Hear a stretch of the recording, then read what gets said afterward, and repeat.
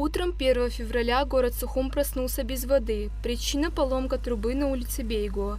Там проложена основная напорная труба столицы, через которую вода поступает в разные районы города.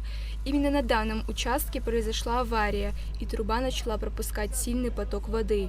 Причиной случившегося могут служить природные катаклизмы, говорит главный инженер водоканала Мирапан Квап. Произошедшее было замечено сразу, и специалисты приняли всевозможные меры по устранению аварии.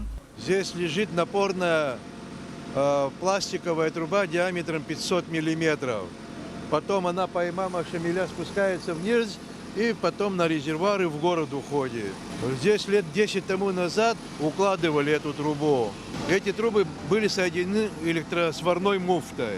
И вот сейчас, несколько дней назад, вот эта электросварная муфта начала пропускать. Мы вчера приезжали, смотрели, откачали, в чем причина. И вот сегодня было решено остановить воду в городе и заняться ремонтными работами. Без водоснабжения остались почти все районы города, исключая район Турбазы.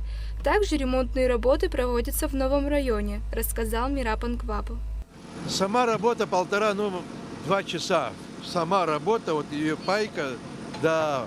Вот подготовительная работа, она очень долгая. Вот эта электросварная пайка, там грамм воды не должно быть. Если вода хоть капелька воды будет, в этом месте она не запаяется и опять может прорвать. Без воды сегодня весь город практически, кроме Турбазы, начиная с нового района, Нагорная часть, центр города, Маяк, все. Новый район мы остановили, потому мы спланировали так, чтобы на районе тоже ввелись какие-то работы с остановкой. Там РСУ администрации меняет задвижки, и поэтому мы совместили вот это вот все. Возобновить водоснабжение планируют 1 февраля к 12 часам ночи, но, возможно, воду подадут раньше. Все зависит от сложности поломки. На данный момент мастера работают без передышки, чтобы обеспечить население водой. Ульяна Рожкова, Михаил Братухин, Абхазское телевидение.